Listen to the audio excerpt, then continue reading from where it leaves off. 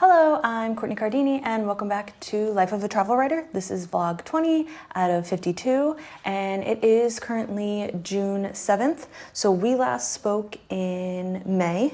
I think it was May 11th. Yes. So I try to do a video every Sunday, but the last time we spoke, I was in Panama and on my way home to attend my first WITS conference, which is the Women in Travel Summit that I was volunteering for. And I was extremely excited because I was excited to go home and I was excited to go to the conference because of the fact it was my first travel conference. And as some of you know, I was a sailor and then I took a year off to write my debut travel memoir, which I'm working on with my literary agent currently. And I decided that a big part of 2025 was that I was going to get back I was going to start getting into the travel arena, I guess you could call it. I'm not really sure what you would call it, travel industry. And I am attending, I attended my first WITS, which is Women in Travel Summit, and I will also be going to Ireland for the travel blogging exchange in September. And then I did some art stuff as well. So yes, my main focus this year was to attend conferences in order to build my network so that I can continue to get into travel writing and work for travel organizations. So that was my big goal this year, was to attend WITS, and I went for the first time. And when I was in Panama, my full intention was to film everything. I was like, I'm going in full steam, I'm gonna record everything, I'm gonna make content, and record my experience there. And then I got home and I was like, I'm not gonna do any of that. I decided that I was gonna be completely present the whole time. I think I didn't realize until I got home and until I went to the first event that I wanted to make sure that I was 100% present so that I could work on building connections. So I got home on the 12th, and as part of writing my debut travel memoir, I also decided to start a podcast with the same name called Life of a Travel Writer, where I interview female travel writers who have traditionally published a travel memoir. And I did my first interview for the writer of The River's Daughter, Bridget.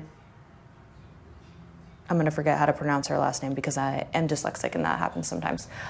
So I set up, I got home at like 5 a.m. or we landed at like 4:30. I got home around 6 or whatever, took a little nap, and then I did my interview later that afternoon. It was a mix of feelings. So first off, we had technical issues. She couldn't get her mic and her camera to work. So of course that sent me into a frenzy, immediate panic. But I was like, okay, we're gonna pull it together. So we tried a couple different things. I was first using Google Meetings, and then that didn't work. And then we got onto Zoom, and then finally she figured out how to get her mic on, but she couldn't get her camera on, which was not the best for me. I feel that I do my best connecting, obviously, when you can see the other person and you have the ability to make eye contact and, you know, you get to see each other's faces. So that was slightly uncomfortable, but I decided to push through because I didn't want to let the opportunity pass, and it's something that I'd like to get better at because I realized that I don't have the best interviewing skills, obviously, because one of the reasons that I started YouTube was because I wanted to get better on camera, and I intend to hopefully that the skill turns into something where I'm comfortable public speaking. I'd like to do lectures at some point, especially since I want to get back into the educational side of things. So I really pushed myself forward, even though I couldn't see her. She did suggest maybe doing it another day, but I was like, no, I want to do it because I wanted to push myself forward. So I did get to ask a few questions. I did send her a questionnaire of what the topics that I wanted to talk about beforehand, but her PR person didn't send it in time, so that was like a whole thing. So we went into it kind of blind. So I do. So it wasn't my best experience, and I didn't enjoy it 100%, but I know it's something that I want to continue to do and to get better at. So I was like, we have to do it and just see what happens from it. So I'm glad that I did it because of the fact that the only way to get better at something is to do it, and I am one of those people that I do it anyway. Even if I know it's not perfect, I try not to wait until things are perfect in order to do things, because I know if you don't just do it, it'll never get done. So I'm glad that I pushed forward, and it was an awkward experience. Do I love doing podcasts? I'm not sure yet, but the fact of the matter that it gives me discomfort, I know I have to continue to do it. So after that experience, on the 12th, then on the so because of that experience, I knew when I was going to WITS that there were a few women who have written travel memoirs, that I made it I put it on my to-do list to make sure that I met with them and that I got the chance to ask them if I could interview them. So we'll get to WITS in a second.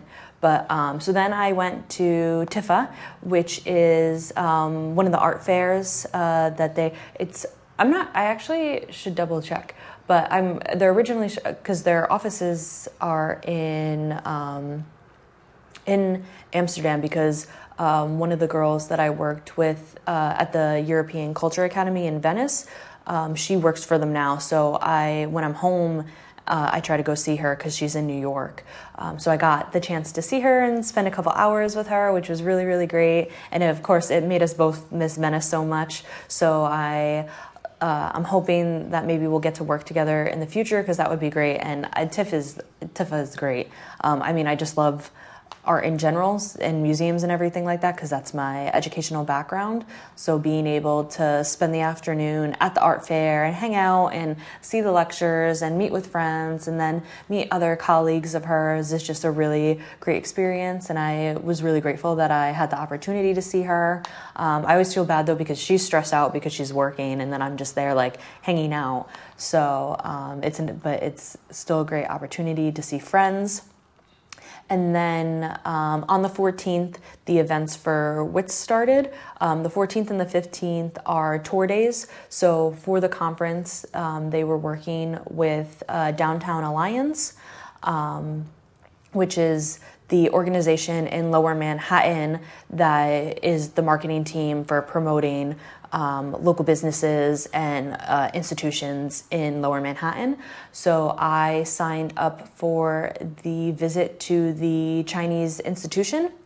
They used to be on the Upper East Side, but a few years ago they moved down to Lower Manhattan. One, because it wasn't as populated, and two, the rent was cheaper, and they thought that it would be a nicer experience to move downtown. I forgot what he said in terms of one of the other reasons why they moved to town. I think because their lease was up and everything like that, so it was something that they really considered. And I think the building that they're in now has a larger building and everything like that. And it's a really nice building. I really enjoyed going. They do have a temporary art space where they hold exhibitions, and the curator was there as well. So we had the marketing gentleman who was giving us, who gave the intro lection about the institution and why and when they started. And of course, it was two Chinese and two Americans that were extremely interested in Chinese heritage. So they joined together, and then they started the institution. And I think they're coming on their 100th year. And they have a big celebration this year and everything that unfortunately I will miss, but it would be a nice experience to go to one of their yearly events. They've also expanded to the point where now they have they have classes. You can learn Chinese. There's meditation. They do a whole bunch of educational programs. They have the temporary exhibition space. They do yearly events where they invite the community to come, and now they have expanded. They've also added a culinary space, so they've built an industrial kitchen in the lower part of the building, and they host food events and everything like that, which is really, really nice. That's something that I would really like to go to, is to go to the food events. So yes, so that was great. I really enjoyed that, and the curator took us around through the temporary exhibition, and the exhibition that they currently have is the largest bronze items in the world, which is actually owned, it's a private collection from the son of Pillsbury, so the pastry family. The father started Pillsbury, and they're a huge pastry family in the States. I think international as well. I've never really looked in Italy or anything like that for them, but I know they're one of the largest food companies in the States. And the son actually became very interested in Chinese art, and especially bronze items. So there was a curator and art consultant in Paris who he became friends with, and then that's how he ended up getting a lot of his pieces. And back then it was obviously a different time, but it was funny because they would ship the pieces from China to France, and then from France to the States. They'd ship them to him, and he would spend a couple of months with them, and then whatever he didn't want, he would send back, which is a crazy notion nowadays. You can't just leave something in someone's possession. But back then, that's how they did it. So I always find that super interesting, and I definitely want to do more research on that, because I know about the Guggenheims and the Fritz and everything like that, but it's funny to see that there's other, multi-million-dollar companies whose family members have really, really invested in art, and I'd like to know if there's more research, or if there's any documentation that the son had written about going through the experience of buying these pieces, or why he was so interested in it. So that's something that I put on my to-do list of things that I want to research. So that was great. So that was on the 14th, and then I was supposed to do a tour at the South Street Seaport Museum, which is a museum I actually worked for after I graduated college, before I moved to Philly for photography school. And they finally now have the museum finished, but the rain was too bad. It was supposed to be a walking tour around the area, but the weather was too bad. The rain was really bad, so I didn't end up staying and going to that. But then on the 15th, I went to the we had a tour of the 9/11 Museum, and I've never been before, mostly because I never made it a priority, and also because my family is involved in that, so it's kind of sad. My mother and aunt worked in the Twin Towers. Thankfully, they are both okay, but they lost a lot of friends and family friends. So my mom has not been yet. We have gone to the memorial a couple times, which is the outside square with the water, and they have everyone's name on the outside. So we've been to that several times, but we've just never gone to the museum. So it was nice that we had one of the curators walk us through the museum, and it was overwhelming, but underwhelming at the same time, because it's been so many years, and you're slightly detached from it. So, but it was very, very busy. There was a lot of people in there. But it also is very sad, because you hear about a lot of people and a lot of the first respondents that ended up dying, and a lot of them are sick because of being there, and all the poison from the incident from being in the air and everything. So there's a lot going on with that, and it's a very active community, which I find very interesting. And I think if I was still in New York, that's something that I would join. They have a lot of volunteer work and things that you can do there. So I really liked that. And then later that evening, we had a cocktail hour for the volunteers. So I got to meet Beth for like 2 seconds, who is the woman who started WITS. And I got to meet a whole bunch of other volunteers, and I made some friends right away, which was really nice, and I really enjoyed that.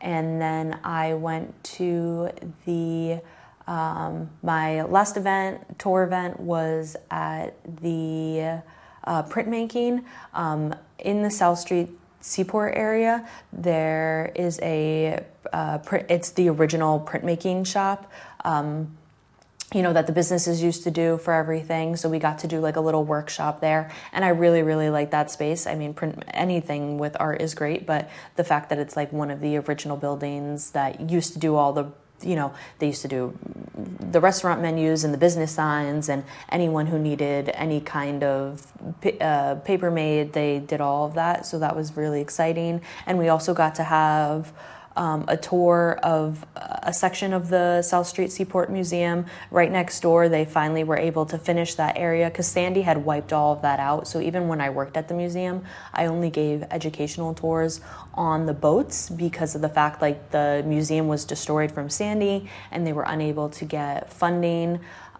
to fix the museum. So the museum recently, in the last couple of years, just opened, and the Sandy was in 2011, 2012, when the museum and all of the South Street Seaport was destroyed. So they finally got to finish that, and then they fixed the main building, and then they opened a second part. So it was really, really nice to finally see some of the artifacts that I was supposed to be working with, because when I was hired to work in the archive department, but then of course the funding fell through, so there was no work for me to do there. So they moved me to visitor services, and I worked on the ships. So that was really nice. It was a full circle moment for me, because now I finally got to, go to the print shop, and I finally got to go to part of the museum and everything like that. So I really, really enjoyed that. And then the next day, the conference began. So that was the 15th, and then the 16th was the first day of the conference. I came into the conference with several goals. So a biggest thing for this year was learning how to reintroduce myself, because obviously for a few years I was introducing myself as a sailor, and then last year I was saying that I was working on my first book, but this year has really been about networking and building. So I decided to go into it, and anytime anyone asked me about myself, I was saying that I was looking for work and that I'm also working on my first book. My intention is, after spending the last year with just me and my partner, I would really like to start working again, in terms of either working. I want to work remotely so that we can continue to travel, but I would like to get back into museums. I really miss curatorial work, educational work, so I'm trying to find something that is either in tours or administration, for tours or for museums, in that line. So that's something that I was really focusing on. Was my full intention was saying that I'm looking for an opportunity to either work with Education First or Intrepid, and tour companies like that, something that Putney, so that I can do something in the educational field that also would involve me being able to continue to write and to continue to travel. So that was my biggest focus there. Even working for Wonderful, which is Beth's company that runs the WITS conference every year. So even something like that is something that I would like to do. So that was my full intention when I was going to the conference, was not to just it was to make connections. There was a few women that I wanted to meet in order to ask them if I can interview them for my podcast. And then I also wanted to let people know that I was looking for work, because always meeting face to face is the best thing I find when you're looking for something that I don't know what the company is yet. There are a few companies that I'm really interested in, but sometimes you just someone finds something and then they send it to you. And I believe in the universe, and if you put it out there, it'll come to you. So that was my intention with that. So the first day was the Market Media Place. Downtown Alliance got and some international companies and tourism boards came to the conference.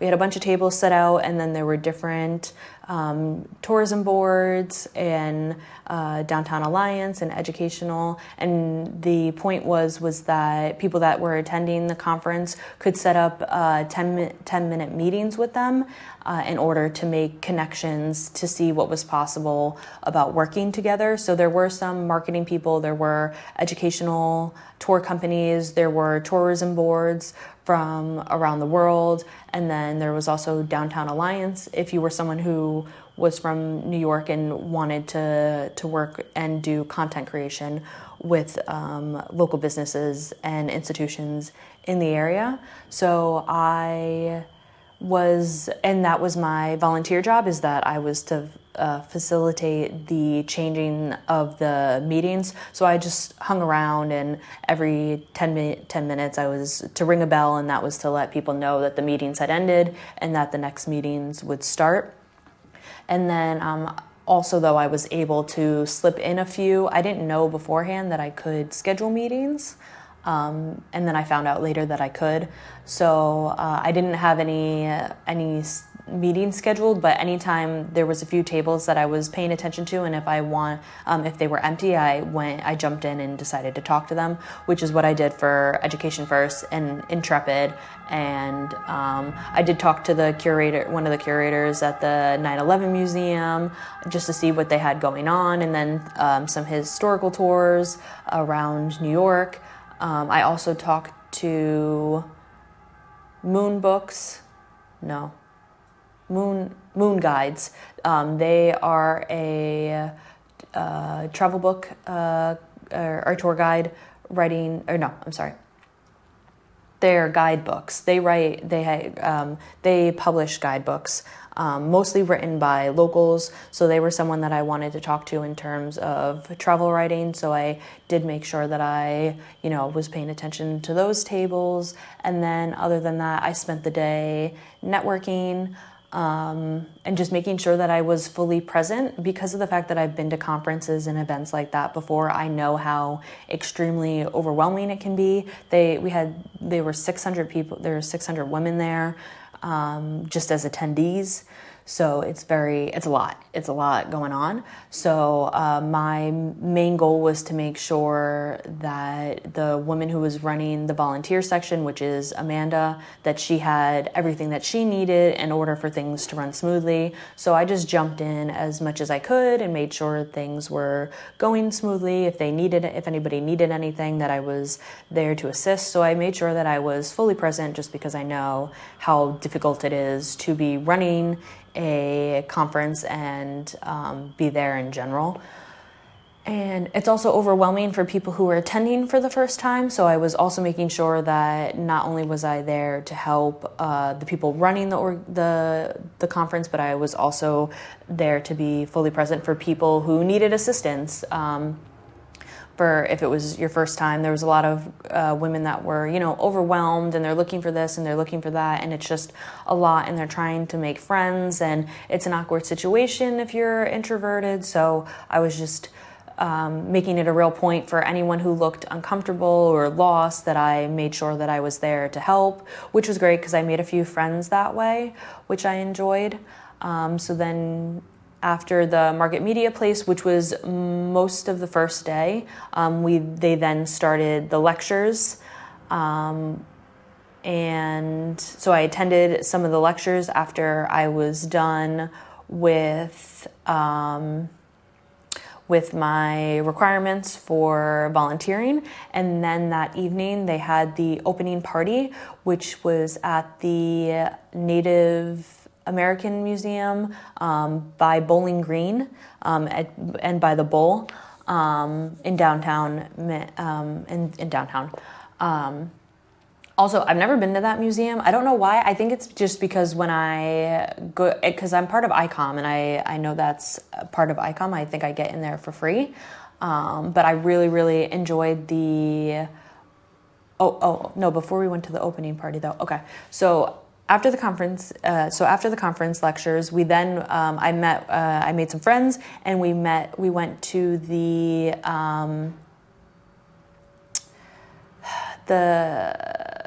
lab. What lab is it called? Merca Lab? I'll put it down. Mercy Lab. So Mercy Lab is a interactive museum. They have a lot of projections and everything like that. So I've been to a few of those. So there was one in 2020 that I went to before COVID happened. And then I went to a few of them in Japan. And those are becoming like a big thing, obviously, because art is changing in general, but a lot of not AI art, but a lot of video art is becoming a big thing. So as part of the conference, everyone was able to go for free. So we didn't know how we were going to fit it in. So we went in between after the lectures and then before the opening party. Mercy Lab, that's what it is. So we went to Mercy Lab and it was super, super cool. However, it is very expensive. Like I would not have gone if I didn't get a free ticket, because first off, why would I? Because I'm part of ICOM, so I only usually go unless it's like something super, super special. I am not going if I have to pay. So it's $52 to go to Mercy Lab. Obviously, they have discounts for students and everything, which is really nice. But the one in Japan that we went into was also. I think it was cheaper than $52, actually. I have to check. But that's very, very expensive. So I don't think that is a very inclusive thing for people to get into contemporary art, which is its whole issue on its own. Like $52 is, for some people, can, not make or break you, but it could strap you for a week or two if you're living a paycheck to paycheck, which also, I don't know when this happened, but when I used to ride the bus from Jersey to New York, it was like $3. I have to double check. It was $3. Now it's $5.10. So that's like a whole other issue on its own. But to be $5.10 is a lot. Like, how can you afford to go to work? I mean, most people there is a discount, I think. Because you get the monthly pass, but I have to see if the price of the monthly pass went up. So like that was shocking. I went to go buy my ticket and I was like $5. So yeah. So New York is it was always expensive, but now it's even getting more out of hand. Like I'd be annoyed just to pay. I was annoyed to pay $5 a trip.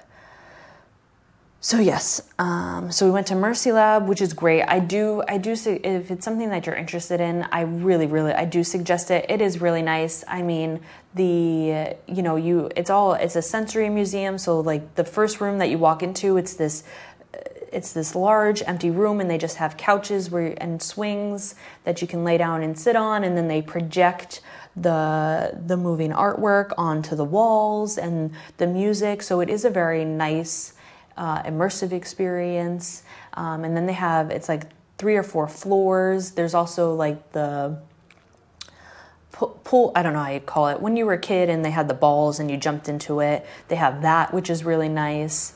So you get to be like a kid again. And they also have the violin, and if you move your arm, because there's a sensor, so the way you move your arm, the bow of the violin moves. So it is a nice sensory experience. I think it's something that anyone would enjoy. But it is very expensive. So I do have my feelings about that, especially as someone who's been in the art world and knows it's already very exclusive, and then to make it expensive on top of it just makes it even harder.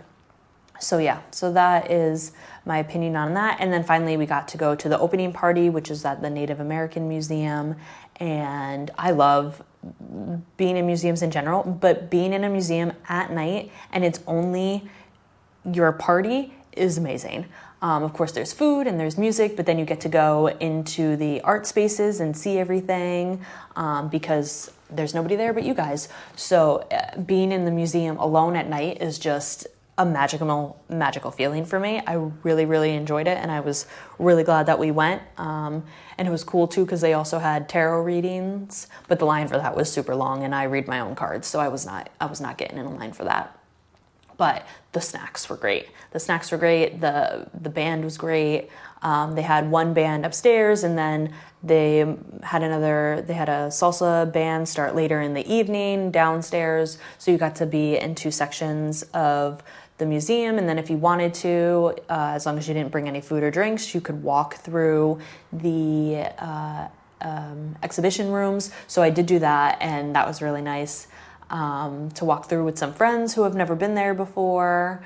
And I am really sad. I saw, I'm not going to know how to pronounce her last name, but I saw Jessica, who's the first Black woman to travel to every country. She was there, and I wanted to just say hi because I really like her book, which is, Catch Me If You Can, that she published with National Geographic. I believe the title is Catch Me If You Can. And I really wanted to say hi and just let her know that I liked her book, but she was very busy talking to people, and then I was like, okay, it's just not meant to be. So I didn't get to talk to her, but that's I would have liked to have interviewed her for my podcast, but technically it's a memoir, but technically it's not a memoir. I'm not really sure because it's, and technically I can call it whatever I want because it's not a novel, but it is an educational book, but it's technically, she didn't write it in the traditional memoir style, but it is published traditionally. So that is something that I would have liked to have talked to her about, interviewing her. So I did fail on that part. I mean, and also she was a surprise. I didn't know that she was going to be there. I was hoping that she would be there, but it was a surprise that she was there. So I think I might still reach out to her and see if I can interview her, even though it doesn't technically fall under memoir. I think that could be up to people's interpretation. And I think even still producing a book like that with National Geographic is still something that my listeners and future listeners would be interested in. So I am going to pursue that. But then on the second day, I mostly worked registration and went to some of the lectures in the afternoon. So I worked registration in the morning and made a few friends, and then I attended the lectures in the afternoon and made some more friends. The lectures in the afternoon were really great because there was this one Indian woman who works in the fitness field, and it just, when you have people that have such great energy, it's a nice experience. So, and she lives in New York. She lives in New York with her husband, and they run this Indian dancing fitness organization where she teaches classes and she gives lectures, and now she started working with kids, and her lecture was mostly based on the fact, what happens if what do you do if social media is gone, and then you have to work on building a network in person. So I really, really appreciated that because I did feel bad that I wasn't making any content while I was there, but it just also reinforced my feeling that, content in social media may not always be here. So being able to be present and build connections that way, that her lecture really validated that for me. And also, I don't feel bad that I didn't make content. Will I look back on it later in life and be like, damn, I wish I would have recorded some stuff just for myself for later on? Of course, but you can't record your whole life, nor can you need your whole life again just to watch everything. So I don't feel too bad about it. So I really enjoyed her lecture, and I talked to her for a little bit. And that's something, even if I was in New York, that I would really, really like to join that organization, just because I really do believe in fitness. Any type of movement, I think everyone should do some type of, just stretch. If all you do is stretch every day, I think you can make your life so much better. So, and of course dancing, like I love to dance, so who doesn't like to dance? Some people don't, but so that was really great. So, and then in the evening, they had the Betsy Awards, which is something that they host every year. I didn't stay for the whole thing. They started really late, and I had to worry about getting home, and my partner was home. And, you know, I wanted to also see my mom and my cat. So I didn't stay for the awards, just for the fact that I was tired and I had to worry about taking the bus home. And so I did show in the beginning, and I said hello to everybody, made some friends, and then I left. And then on the third day was the closing ceremonies. So they have lectures, they have panels in the morning. So I did go earlier than needed to in terms of my volunteering, because my volunteering for that day was just to help clean up. So I went early to go to the panels, which I'm really, really grateful for, because one of the, Dr. Ann, I'm not going to try to pronounce her last name, was part of the panel. And she was someone that I wanted to meet because she is an educator and she works with Putney. So I did get a chance to meet her and talk to her for a little bit and connect with her. And then she was on the panel. And then one of the women, Nikki, who wrote Call You When I Land, which is also a travel memoir, and she works for Ford's Travel. She was there, and she was part of the panel, part of a second panel. And she was on my list of people to ask to interview. So once I saw that she wasn't there for the first 2 days, but she was there for the last day. So I was like, okay, this is my opportunity. So I waited until they do the panels, and then there's the brunch. Okay, and we're back. Sorry about that. My camera got too hot and it shut off. So I just finished off talking about the brunch. So the brunch is always hosted by next year's, next year's city that is going, where WITS is going to be at, which is, now I forgot, I think it's in Tennessee. So they host the brunch, and then they do a couple more lectures, and then that's it. So that was good.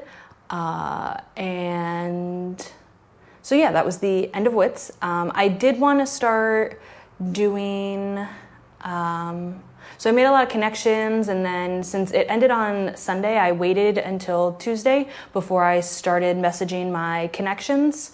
A lot of people, I got business cards and made friends, so I started reaching out on Tuesday, and that's what I spent the last 2 weeks kind of doing and setting things up. And after the brunch, I did find Nikki, and I did ask her for her email so that I could interview her for my podcast. So I did email her, but I haven't heard back yet, so I'm going to follow up.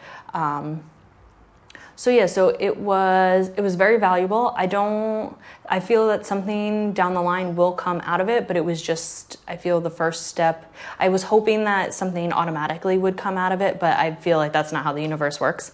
So I have to see what happens. So it has been 2 weeks. Has it been 2 or 3 weeks? I don't even know yet.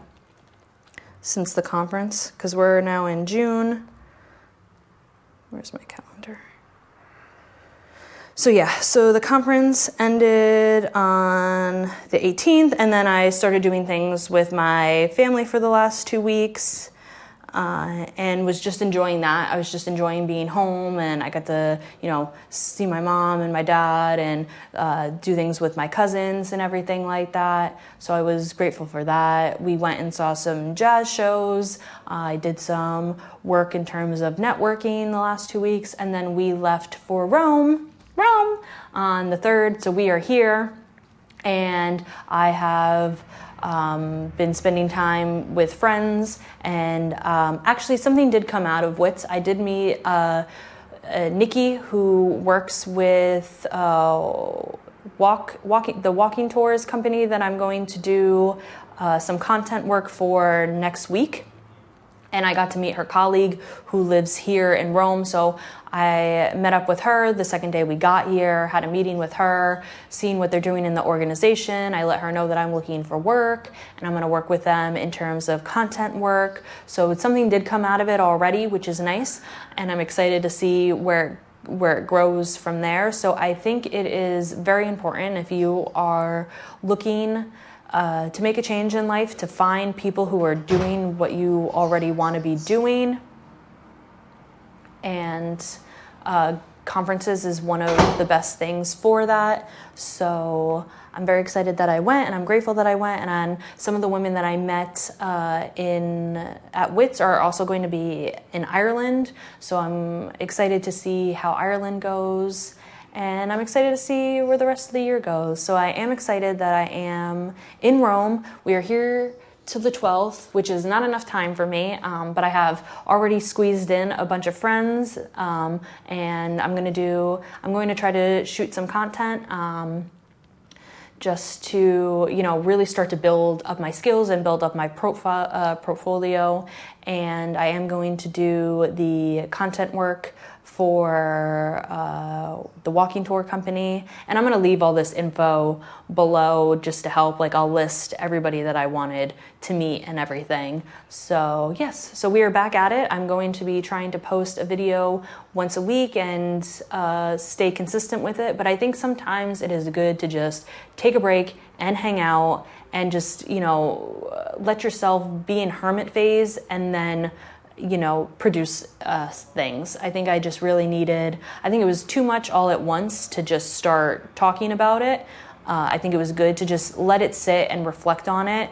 And I am really grateful for the experience, and I'm really looking forward to what happens in the next couple months. So thank you for checking in with me. In terms of my travel memoir, I am still working on it. I have some chapters that I'm going to be sending to my literary agent this week, and I'm really glad that I took the time to just chill and write a couple of bad drafts, because after my interview with Bridget, it was a real eye-opening experience for me because of some of the things that she said during our interview, and it gave me a chance to do some self-reflection on my work and then do a little bit more research. And then I wrote some, not new pages, but I changed some old pages and revamp them, and I'm trying a different angle with the beginning of the book. So I'm going to see what my literary agent says. So thank you for checking in with me. I'm excited for the rest of the year. And if you have any questions or suggestions or want to connect, just comment down below. Have a good day.